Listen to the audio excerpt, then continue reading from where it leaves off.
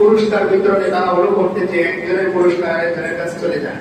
আল্লাহ তাআলা এটাও বান্দাকে নিশ্চিত করতেছেন যে ও বান্দা, হাসরের ময়দানে পুরস্কার প্রাপ্তদের তালিকা লম্বা হওয়া সত্ত্বেও, এত বড় সিরিয়াল হওয়া সত্ত্বেও, একজনের পুরস্কারের সাথে আরেকজনের পুরস্কার কি হবে না, ম্যাচ লাগবে না। যার যার পুরস্কার তার হাতেই আল্লাহ তাআলা পৌঁছে দিবেন। এজন্যই জান্নাতীরা যখন তাদের আমলনামা হাতে পেয়ে যাবে, জান্নাতি অ্যাপয়েন্টমেন্ট তারা পেয়ে যাবে, তখন বলবে মায়াকুলু হাউমুকরাউ কিতাবিয়া।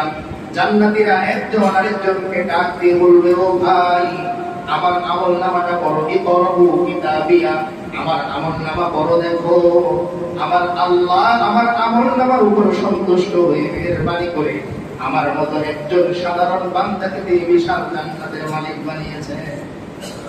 তাহলে আল্লাহ তাআলা বান্দার প্রত্যেকটা পুরস্কারের বক্সগুলো হিসাব করে করে বান্দার হাতে তুলে দিবেন, একটাও কম পড়বে না, সবগুলোই বান্দা বুঝে পাবে।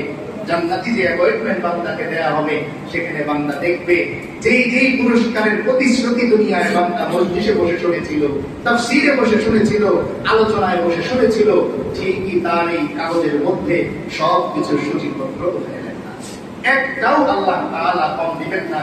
এজন্য আল্লাহ তাআলা কোরআনে অন্য জায়গায় বলেন, লা তাবদীলা লিকালিমাতিল্লাহ। ও বান্দা, দুনিয়ার মানুষ অনেক সময় তোমাকে বড় পুরস্কারের কথা শুনিয়ে শেষে যে অল্প কিছু ধরিয়ে দেয়। আমি আল্লাহর কথায় কোনো পরিবর্তন নেই, ঘোষণায় কোনো পরিবর্তন নেই, আমার ব্যবসা নেই, লসও নেই, লাভও নেই যে লস করে পুরস্কার কমে যাবে। আমি আল্লাহ সুবহান, আমি আল্লাহর ভান্ডারে কোনো কমতি নেই। দুনিয়ায় যতগুলো পুরস্কারের কথা তুমি শুনে আসবে, এর চেয়ে বেশি পেতে পারো, কম পাওয়ার কোনো সম্ভাবনা তোমার নেই। তাহলে আল্লাহ তাআলা বলতেছেন জাযাআন মির রাব্বিকা আতাআন হিসাবা।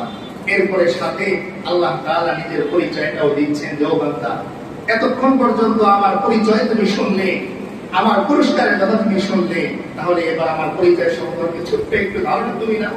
আল্লাহ বলতেছেন রব্বিস সামাওয়াতি ওয়াল আরদি ওয়া মা বাইনাহুমার রাহমান লা ইয়ামলিকুনা মিনহু খিতাবা।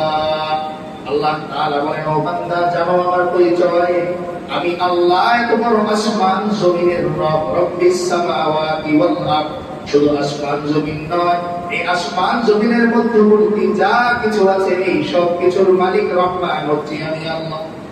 তাহলে আল্লাহ পরিচয় দিচ্ছেন রব্বিস সামাওয়াত ওয়াল আরদ ওয়া মা বাইনাহুমার রাহমান। এই আসমান জমিনের মধ্যবর্তী যা কিছু তুমি দেখো, এই সব কিছুর রব হচ্ছি আমি আল্লাহ। আবার আমার নাম এখানেও তিনি বলতেছেন আর রহমান। কেমন রহমান? যে আবার রহমান বলে এমন নয়, লা ইয়ামলিকুনা মিনহু খিতাবা। আল্লাহ বলতেছেন, বান্দা, আমার দাপট সম্পর্কে জানো, আমার ক্ষমতা সম্পর্কে জানো, আমার কুদরত সম্পর্কে জানো। হাসরের ময়দানে আমার কোন নবীও আমার অনুমতি ছাড়া একটা টু শব্দ করার সাহস পাবে না। লা ইয়ামলিকুনা মিনহু খিতাবা।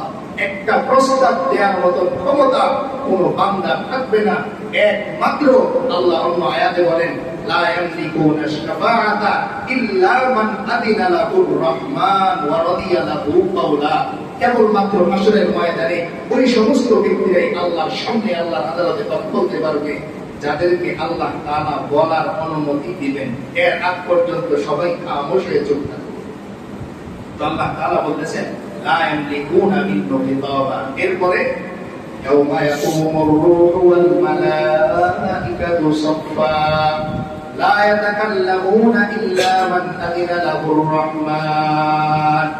আল্লাহ তাআলা বলেন, যেদিন রূহ নিয়ে অর্থাৎ জিবরিল আলাইহিস সালাম সহ এবং অন্যান্য সকল ফেরেশতারা কাতারবন্দী হয়ে দাঁড়ায় থাকবে, লা ইয়াতাকাল্লামুন, একজন আমি আল্লাহর অনুমতি ছাড়া একটা টু শব্দ পর্যন্ত করতে পারবে না।